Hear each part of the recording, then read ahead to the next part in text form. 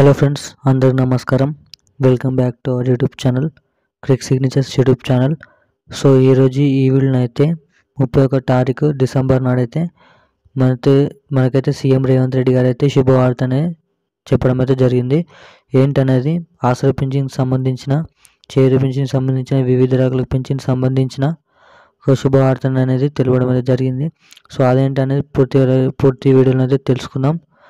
మరి ఆసరా పింఛన్కి సంబంధించిన ఏ జిల్లాల వారికి అయితే ఈరోజు ప్రభుత్వం వాళ్ళది కాబట్టి రేపు నుంచి ఏ జిల్లాల వారికి డబ్బులు పడుతున్నాయో, సో పడిన వారు ఏం చేయాలో పూర్తి వివరాలు అనేది వీడియోలో అయితే తెలుసుకుందాం. వీడియోని అయితే చివరి దాకా చూడండి. ఏదైనా మన ఛానల్ని మొదటిసారిగా చూస్తున్నవారంటే ఛానల్ అయితే సబ్స్క్రైబ్ చేసి లైక్ అండ్ షేర్ సబ్స్క్రైబ్ చేయండి. సో ఏమాత్రం లేట్ చేయకుండా వీడియోలోకి అయితే వెళ్ళిపోదాం. సో తెలంగాణ రాష్ట్ర వ్యాప్తంగానైతే కొన్ని జిల్లాల వారికి అయితే ఆసరా పింఛన్లు అనేవి అకౌంట్లో పడడం అయితే జరుగుతుందని అయితే చెప్పవచ్చు. కీలక అప్డేట్ అనేది రిలీజ్ చేయడం అయితే జరిగింది. సో ఇప్పటి వరకు అయితే కావాల్సిన 3 కోట్ల రూపాయలు అనేది పింఛన్లకు రెడీ అయితే పెట్టడం అయితే జరిగింది. 12 కోట్లు అనేది ఖర్చు చేయడం జరిగింది. కొన్ని జిల్లాలకు నల్గొండ, మహబూబ్నగర్ జిల్లాల వారికి అయితే డబ్బు అనేది అందించడం అయితే జరిగిందని అయితే చెప్పడం అయితే జరిగింది ఆసరా పింఛన్ ద్వారా.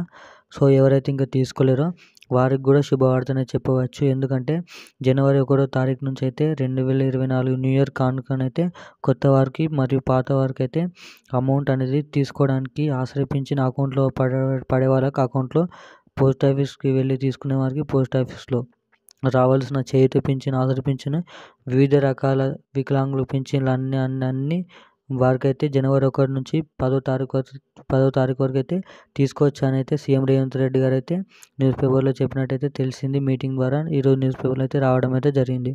సో ఈరోజు నా అప్డేట్ అయితే ఇది. మరిన్ని అప్డేట్స్ కోసం అయితే మన ఛానల్ అయితే సబ్స్క్రైబ్ చేసి గంటనైతే ఆన్లో పెట్టుకోండి. Thank you guys.